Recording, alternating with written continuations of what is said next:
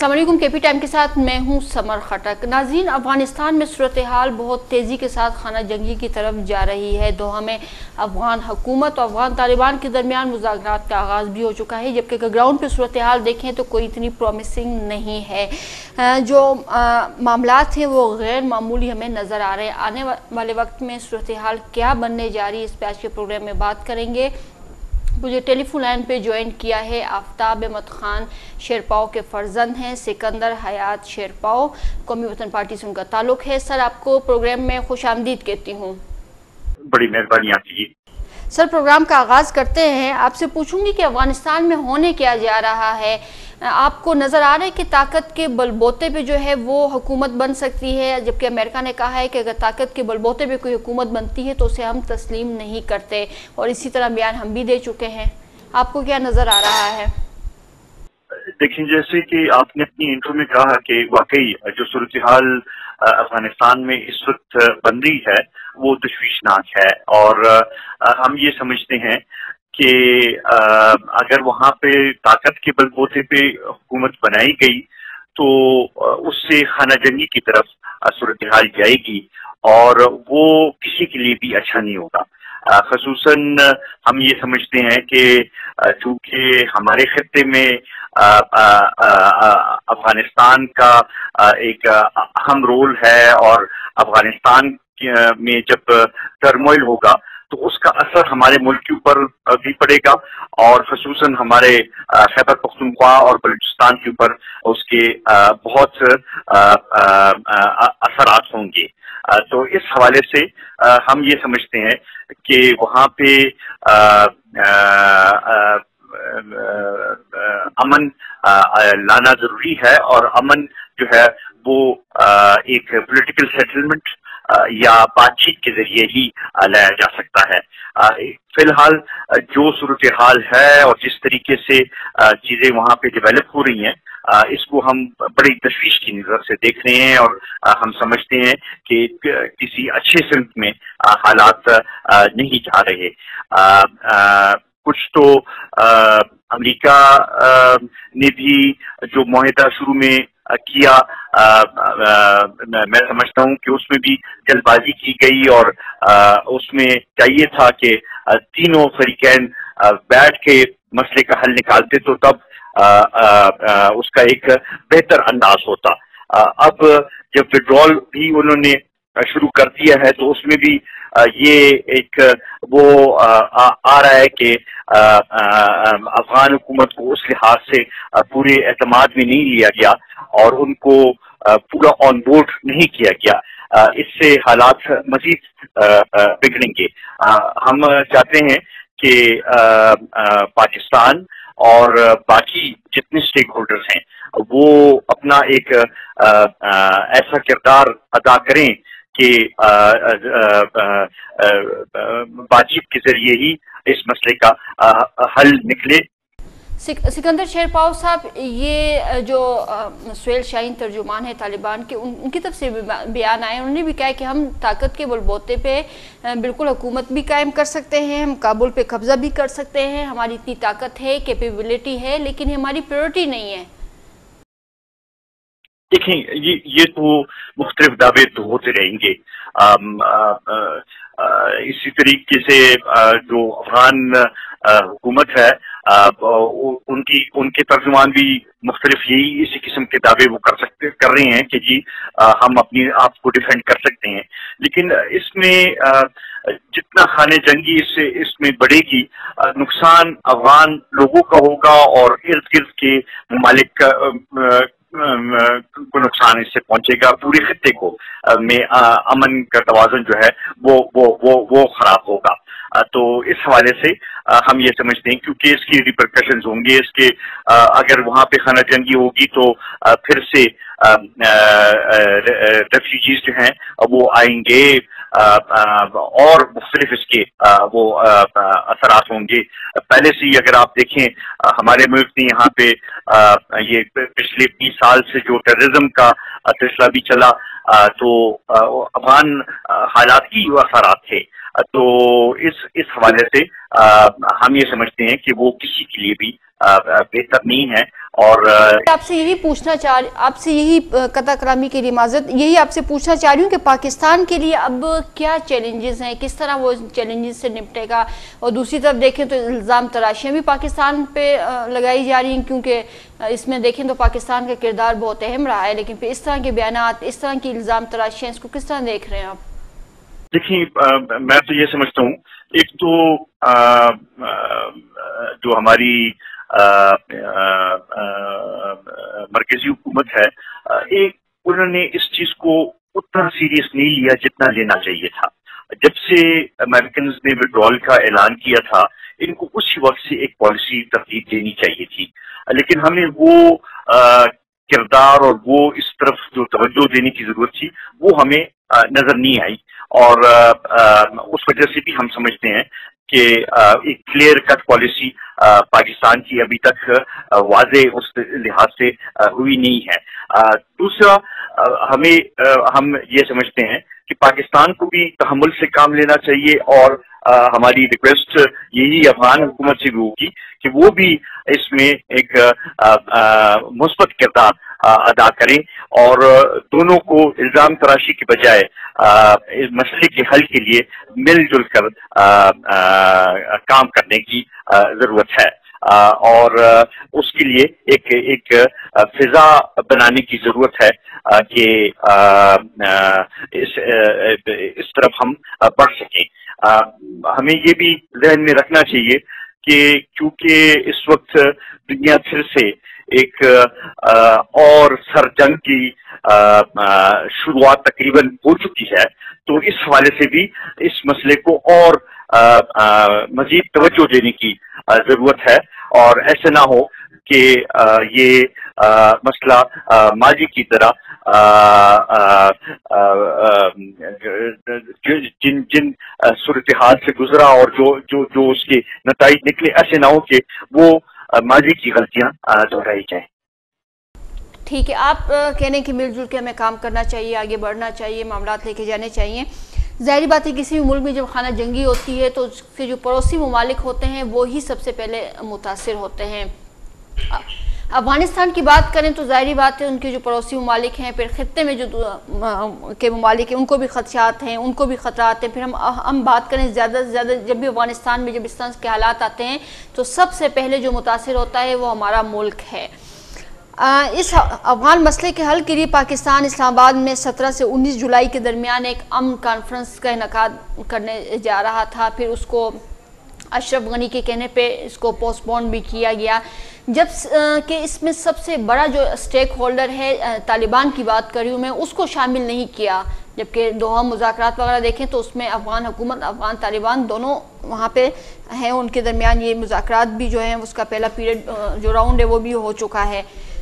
آپ اس کو کس طرح سے دیکھ رہے ہیں کہ پاکستان میں ہونے والی امن جو کانفرنس ہے یہ کتنی مؤثر آپ سمجھتے ہیں کہ معنی خیز یا مؤثر ثابت ہو سکتی ہے، وہ بھی طالبان کے بغیر؟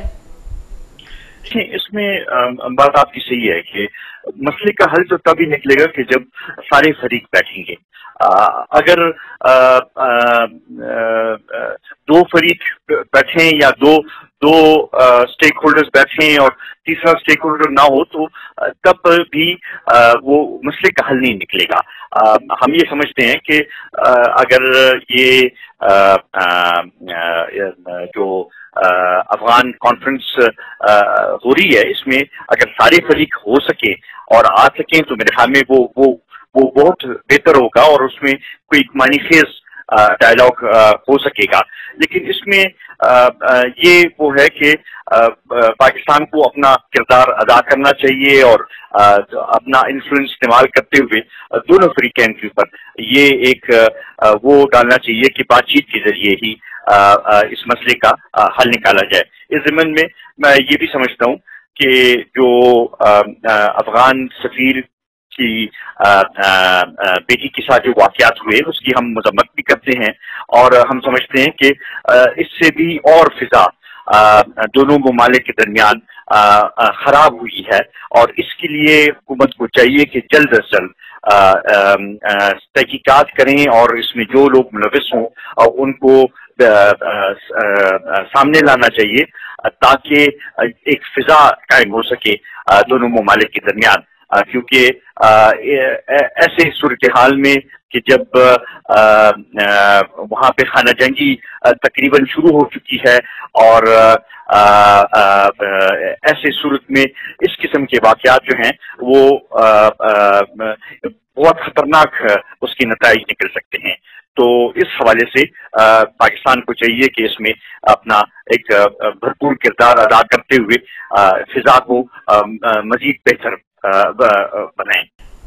ٹھیک ہے، ایک تو آپ نے یہ بات کی، ٹھیک ہے. دوسرے یہ جو رشید دوستم صاحب نے کہا ہے، افغانستان کی اس کی طرف دوبارہ آتے ہیں ہم لوگ، کہ رشید دوستم صاحب نے جس طرح سے کہا ہے کہ وہ طالبان سے لڑنے کی پوزیشن میں ہے، لیکن ان کو اور جنگجوؤں کو بھی جمع کر سکتے ہیں، لیکن اس کے لیے ان کو اختیارات چاہیے، جبکہ اشرف غنی صاحب کو کے پاس شاید وہ کیپیسٹی نہیں ہے، یا پھر وہ ان کے پاس وہ اختیار خود نہیں ہے کہ وہ اتنے اختیارات ان کو دیں، وہ اس پوزیشن میں ہی نہیں ہے. دوسرا یہ کہ اشرف غنی صاحب کو یہ خطرہ بھی ہے اور یہ خدشہ بھی ہے کہ اگر ان کو اتنے اختیارات دے دیے جاتے ہیں رشید دوستم کو، تو ہو سکتا ہے کہ وہ کابل پہ اٹیک کر لیں. کیا کہیں گے آپ؟ دیکھیں، یہ تو ان کا انٹرنل ایک مسئلہ ہے، اور میں سمجھتا ہوں کہ اس چیز کے اوپر زیادہ اگر ہم تبصرہ کریں تو وہ اچھا وہ نہیں ہوگا تاثر اس کا. ہم تو مسئلے کا حل جو ہے وہ بات چیت کے ذریعے چاہتے ہیں، اور اس چیز میں پڑھنا کہ فلانا مقابلہ کر سکتا ہے، فلانا مقابلہ نہیں کر سکتا، میں خیال اس میں ہمیں اس سے گریز کرنا چاہیے، اور ہمیں چاہیے کہ ہم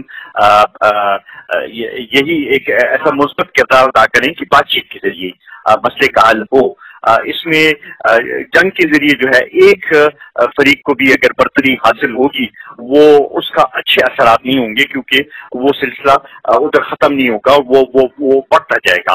تو اس حوالے سے اس میں کوشش یہی کرنی چاہیے کہ بات چیت کے ذریعے اور پولیٹیکل سیٹلمنٹ کے ذریعے ہی مسئلے کا حل نکالا جائے. اچھا سر، یہ دوحہ میں جو مذاکرات میں بھی کوئی ہم نے دیکھا نتیجہ خیز باتیں جو ہیں وہ ہمیں سامنے نظر نہیں آئیں. طالبان نے کہا ہے کہ پہلے اعتماد کو بحال کیا جائے، پھر دوسری طرف دیکھیں تو یو این کی طرف سے جو پابندیاں عائد کی گئی ہیں یہ 114 طالبان کے اراکین جو ہیں اس میں شامل ہیں، اور کہا یہ گیا ہے جب افغان حکومت کہے گی تو تب ہم ان کو نکالیں گے. آپ نہیں سمجھے کہ ایک جو ٹرسٹ ڈیفیسٹ ہے وہ وہاں موجود ہے؟ دیکھیں، ٹرسٹ ڈیفیسٹ تو بالکل ہے، اور اس حوالے سے جیسے کہ میں پہلے بھی کہا کہ دوحہ میں جو مذاکرات ہوئے ہم سمجھتے ہیں کہ امریکہ نے اس میں جلد بازی کی اور مسئلے کا حل کے بجائے اس کو اور مزید پیچیدہ کر دیا. شاید اس وقت دوحہ میں جو مذاکرات چل رہے تھے، چونکہ امریکہ میں اپنے انٹرنل پالیٹکس چل رہی تھی اور وہاں پہ الیکشنز کا ماحول بن رہا تھا، تو اس وجہ سے اس میں جلد بازی ہوئی اور اس کا نتیجہ اچھا سامنے نہیں آیا، وہ ریزلٹس نہیں آئے جو آنے چاہیے تھے. ہم یہ سمجھتے ہیں کہ اب مزید اس میں احتیاط کی ضرورت ہے اور غلطی کی گنجائش نہیں ہے، اور اس حوالے سے کوشش یہی کرنی چاہیے کہ ٹرسٹ بھی بلڈ ہو اور ماحول ایسا پیدا ہو کہ سب مل بیٹھ کر اس مسئلے کا حل نکالیں. سکندر شیرپاؤ صاحب، آپ سے آخری سوال کروں گی. ہم چیلنجز کے حوالے سے بھی بات کرتے ہیں، پاکستان کے لیے یقیناً بہت سے چیلنجز بھی ہیں. سر، ایک چیلنج جو ہے پاکستان کے لیے وہ ہے بیلنس قائم کرنا. یہ بیلنس افغان اور طالبان کے درمیان، امریکہ اور چائنا کے درمیان قائم کرنا ہے. کیا پاکستان یہ جو بیلنس ہے یہ قائم کر پائے گا، اور اس کے لیے پاکستان کی اسٹریٹجی کیا ہوگی؟ آپ کیا کہتے ہیں؟ دیکھیں، بات آپ کی بالکل صحیح ہے. ہمیں اس وقت ایک بیلنس رکھنے کی ضرورت ہے. افغان مسئلے میں بھی ہمیں نہ کسی کا سائڈ لینا چاہیے اور نہ ایک اس میں وہ کرنا چاہیے کہ ہماری صرف ایک ہی آپشن رہ جائے. ہمیں اس میں بیلنس لانے کی ضرورت ہے. اور اسی طریقے سے جو دنیا میں جو حالات بن رہے ہیں اور جس نئی سر جنگ کی طرف اشارہ بھی کیا، اس میں بھی ایک بیلنس رکھنے کی بہت ضرورت ہے. اور اگر اس کو ہم بیلنس कर सके और सही पॉलिसी बना सके और इसको हम आगे लेके चल सके, तो मेरे ख्याल में तभी उसके अच्छे असरात आएंगे।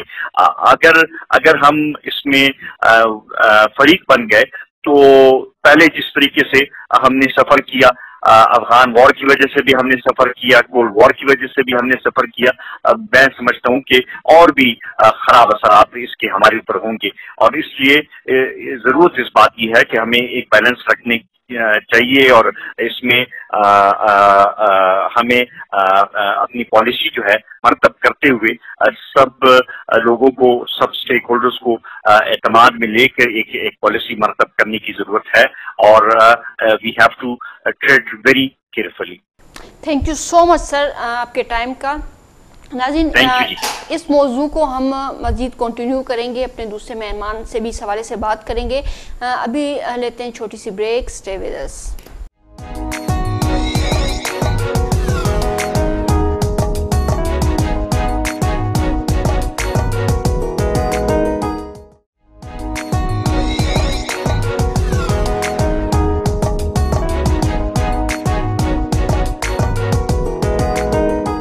Welcome back.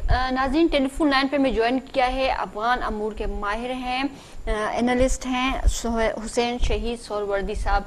सर, आपको प्रोग्राम में खुश आमदीद कहती हूँ। बड़ी मेहरबानी जी, बहुत शुक्रिया। सर, जिस तरह की सूरत हाल इस वक्त अफगानिस्तान में चल रही है, बहुत तेजी के साथ खाना जंगी की तरफ जा रहे हैं। ज़ाहिरी बात है, जब किसी मुल्क में खाना जंगी होती है तो उससे जो पड़ोसी ममालिक होते हैं वो मुतासर होते हैं। ख़ास तौर पे अगर हम अफगानिस्तान की बात करें, ज़ाहिरी बात है वहाँ खाना जंगी होगी तो वो उसके असरात हम पे भी होंगे, उसके असरात बल्कि आना शुरू भी हो गए हैं। अब पाकिस्तान ने जो है अफगान अमल के हवाले से जो कॉन्फ्रेंस रखी थी यहाँ पे, फिर वो अशरफ गनी के कहने पे पोस्टपोन्ड हुई है, तो आप उसको किस तरह से देख रहे हैं कि तालिबान जो इतना बड़ा स्टेक होल्डर है, उसके बगैर ये कॉन्फ्रेंस जो है, आप क्या समझें कि सिग्निफिकेंट क्या हो सकते हैं, इसके कोई नतीजा निकलेगा? और आया गवर्नमेंट से बात करना जिसके दिन गिने जा चुके हों, ऐसी गवर्नमेंट से बात करना, तो आप समझते हैं कि आया सब कुछ अमेरिका के प्रेशर में किया गया है? देखिए, आपके ये जो इतने लंबे 2-3 सवालात हैं, उनमें चंद चीजें इंतहाई काबिल एतराज हैं। सबसे पहली बात तो ये है कि अशरफ गनी की हुकूमत जो है वो लेजिटिमेट है और उसके चंद दिन नहीं गिने गए हैं। नंबर 1 बात तो ये है। नंबर 2, बड़ी अहम बात यह है कि सिविल वॉर की तरफ बढ़ रही है सूरत हाल नहीं। सिविल वॉर तो पिछले कोई 21 साल से चल रही है। अफगान हुकूमत काबुल में है और उनके पैरेलल जो है तालिबान है, और उन दोनों के दरमियान एक जबरदस्त किस्म की जंग जो है वो ऑलरेडी जारी है। तो वो कहीं उसकी तरफ बढ़ ही रही है। हाल बता सिचुएशन इस तरफ जरूर बढ़ रही है कि शायद तालिबान टेक ओवर कर ले, लेकिन उसमें भी मुख्तलिफ आरा है। और खास तौर से कल जो मुल्ला हैबतुल्ला जो इनके बड़े हैं तालिबान के, उन्होंने तो वैसे भी बयान दे दिया कि जी हम बाई फोर्स हुकूमत में नहीं आना चाहेंगे। लेकिन फिर ये भी देख रहे हैं कि उन्होंने ये बयान दिया है, आज से 6 दिन कबल जो मुल्ला गनी बरादर है उन्होंने भी यही बयान दिया। लेकिन हमें ग्राउंड रियलिटी कुछ और नजर आ रही है। जमीनी हकाइक ये हैं कि जबरदस्त तरीके से तालिबान जो है फतुहात पे फतुहात कर रहे हैं। तो ऐसे लग रहा है कि या तो जो टॉप नॉच लीडरशिप है तालिबान की, उनमें और प्यादों में कहीं ना कहीं पर गैप है, यानी वो बयान जो है दोहा से कुछ और दिया जा रहा है, या टॉप लीडरशिप जो है अफगानिस्तान में वो कुछ और बयान दे रही है, और नीचे जो प्यादे जो फतुहात पे फतुहात कर रहे हैं वो कुछ और है। तो अब मालूम नहीं कि इन दोनों में से कौन दुरुस्त है या कौन ब्लफ कर रहा है, यानी झूठ बोल रहा है। इसके तमाम के असरात जो पाकिस्तान पर पड़ने हैं, आप वो चीज तो बड़े चंद चीजें हैं जो मैं खास तौर से वाज़ेह तौर पर बता देना चाहता हूँ। एक जो आपने कॉन्फ्रेंस की तरफ इशारा किया, देखिए पाकिस्तान में जो अफगान अमन मुज़ाकरात के लिए जो कॉन्फ्रेंस अरेंज की गई थी इस्लामाबाद में, उसको मैं जब ये अरेंज की गई तो मुझे अंदाजा हो गया था कि ये कॉन्फ्रेंस या अगर हुई तो नाकाम होगी, वरना ये कैंसिल हो जाएगी। उसकी वजह ये है कि इस वक्त एक तो ये कि तालिबान और अफगान इंतजामिया के दरमियान मुज़ाकरात का दौर शुरू है और अब दूसरा दिन हो गया है। तो ऐसे वक्त में जिसने भी ये डेट रखी, मेरे ख्याल में उन्होंने बिल्कुल इस चीज का उसका इदराक न कर पाए कि इस वक्त दोहा में मुज़ाकरात शुरू होंगे। यहाँ पर ये कोई भी कॉन्फ्रेंस रखना कोई दुरुस्त अमल नहीं था। दूसरी अहम बात यह है कि ये वाज़ेह तौर पर हमें नजर आ रहा है पिछले 2 महीनों से कि अफगान इंतजामिया खास तौर से डॉक्टर अशरफ गनी पाकिस्तान से नालां हैं और नाराज हैं, और उनके नालां और नाराज होने की वजह यह है कि वो पाकिस्तान से कुछ ज्यादा ही एक्सपेक्ट कर रहे हैं। पाकिस्तान एक अहम किरदार अदा करता है तालिबान को मुतासिर करने में, उनको ज़ेरे तासीर लाने में, ताकि वो मुज़ाकराती मेज तक आ जाए।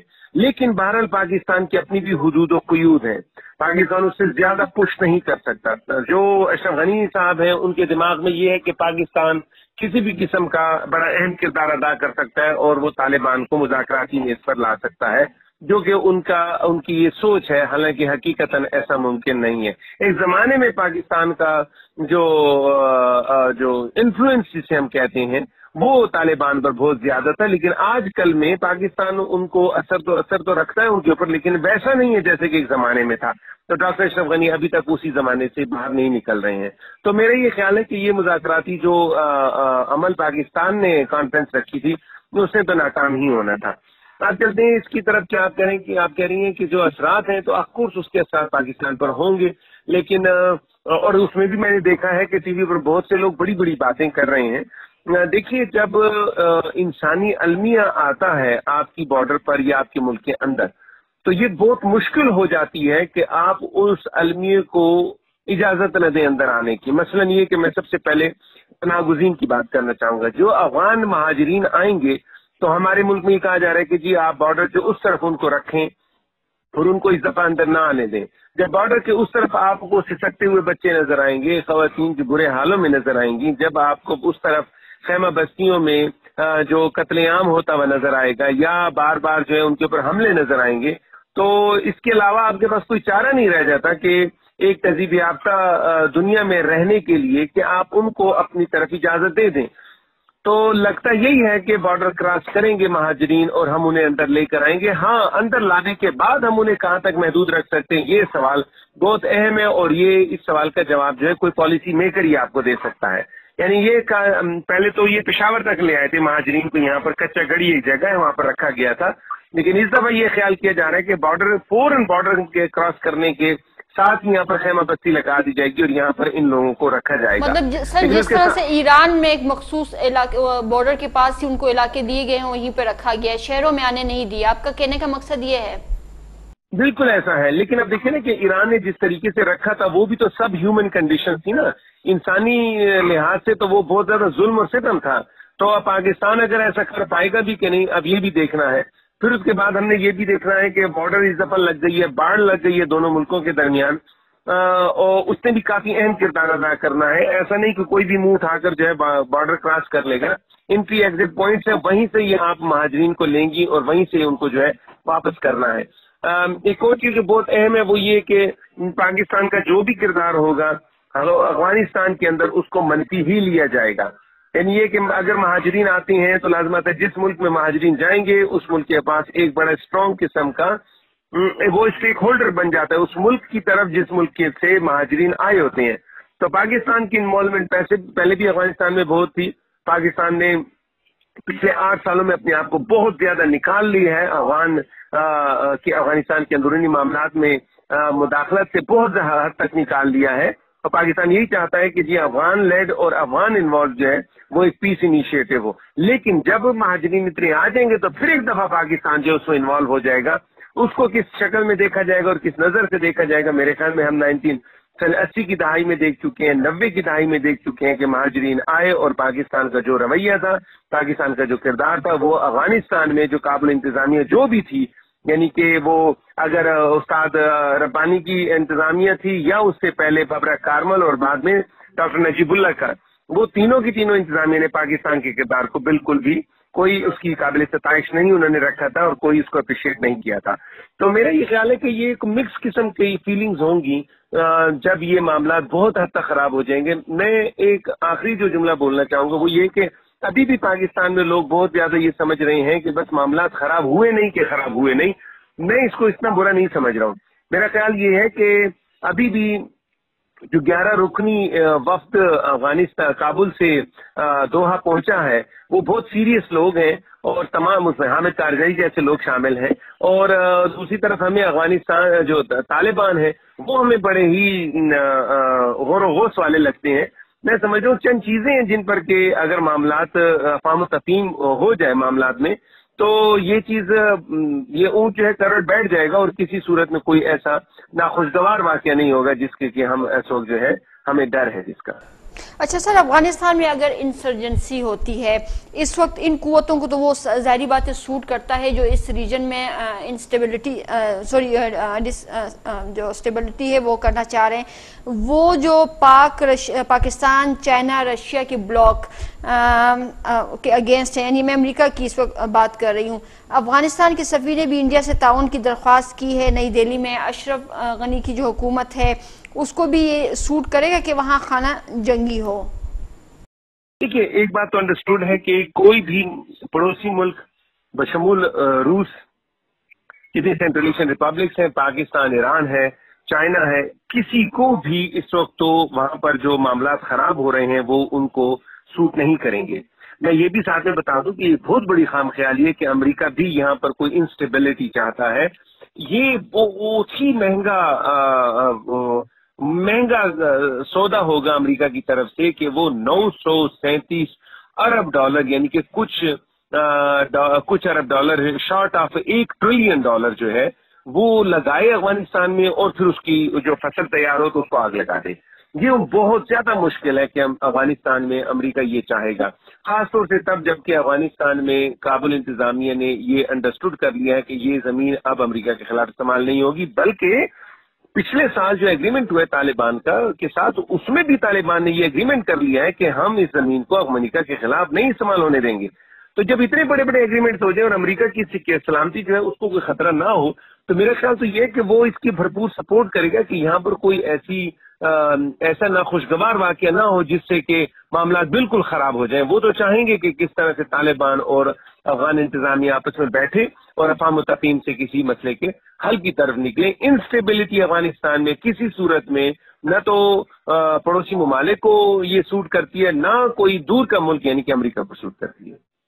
ٹھیک ہے سر، خطے کا ہر وہ ملک جس نے طالبان کے خلاف نیٹو فورسز اور امریکہ کا ساتھ دیا یا تعاون کیا ان کے ساتھ، چاہے وہ تاجکستان کی ہم بات کریں، ہم ازبکستان کی بات کریں، یا انڈیا جو ہے وہ اپنے بھی تعلقات استوار کرنا چاہ رہا ہے، پاکستان اس وقت کہاں پہ کھڑا ہے؟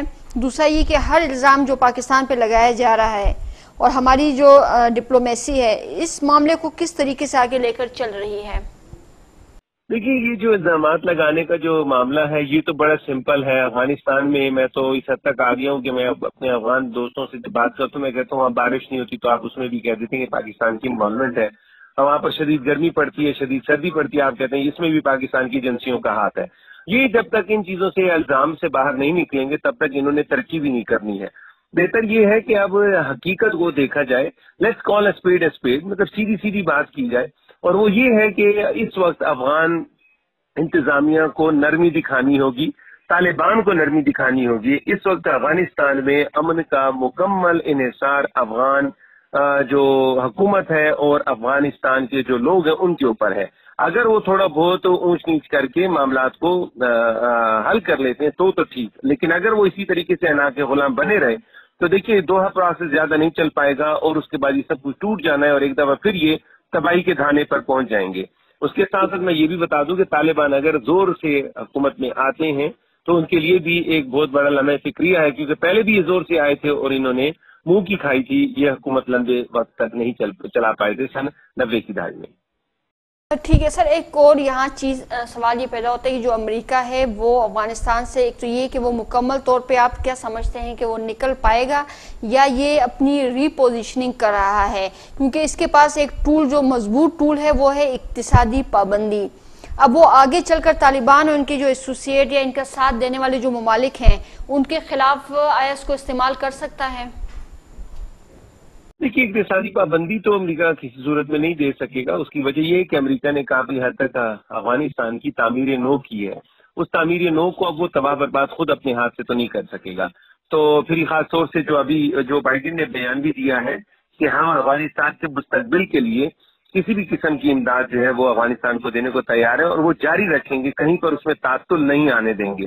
تو یہ بات بھی ان کی طرف سے ثابت ہو جاتی ہے کہ وہ افغانستان کو اقتصادی جو امداد ہے وہ جاری رکھیں گے، کہیں پر افغانستان کے لیے کوئی مسئلہ نہیں بنائیں گے. باقی جہاں تک پاکستان جیسے ملک کے ساتھ تعلقات تو آپ دیکھیے وہ تو کچا پکا سلسلہ چل ہی رہا ہے, کیونکہ FATF کے معاملے میں دیکھ لیں تو امریکہ جو ہے پاکستان کی وہ اس طریقے سے حمایت نہیں کر رہا جیسے کہ اس کو کرنا چاہیے. افغانستان کی اپنی ناراضگی ہیں, پاکستان کی اپنی امریکہ کی اپنی ناراضگی ہیں پاکستان سے, پاکستان کی اپنی ناراضگی امریکہ سے, یہ بالکل مختلف ہوگا. اس کو افغانستان کے پیرائی میں نہیں دیکھا جائے گا. ٹھیک ہے سر, آخری سوال آپ سے کروں کہ پچھلے 20 سالوں میں اگر ہم دیکھیں تو طالبان نے کیا سیکھا ہے, کیونکہ ماضی میں ان کا اتنا دیکھیں تو ایکسپوجر نہیں تھا, کیونکہ اب وہ دنیا سے مل رہے ہیں, دوحہ میں مذاکرات ہو رہے ہیں, اور بھی بہت سے ممالک سے وہ ملے ہیں, اور ان کا کہنا یہ بھی ہے کہ اب ہم مختلف ہیں لیکن ہمیں خبریں بہت مختلف آ رہی ہیں. یہ بات تو انڈرسٹوڈ ہے کہ طالبان کا ویژن جو ہے وہ بڑھ گیا ہے, بدل گیا ہے. اب وہ ویسے نہیں رہے, بڑے میچور ہو گئے ہیں, اب وہ چیزوں کو بڑے مختلف طریقے سے دیکھ رہے ہیں. اور تو اور آپ دیکھیے کہ انہوں نے امریکہ کے ساتھ بیٹھ کر جو ہے ایک معاہدہ لکھ لیا ہے, کر لیا ہے, اور اس پر عمل بھی کیا جا رہا ہے. تو لازمات ہے وہ افغان انتظامیہ سے بھی یہ سب کچھ کر لیں گے. لیکن بہرحال جو کچھ اس وقت گراؤنڈ ریالٹیز ہیں, ہمیں زمینی حقائق جنہیں ہم کہتے ہیں اردو میں, وہ ہیں, وہ مختلف ہیں.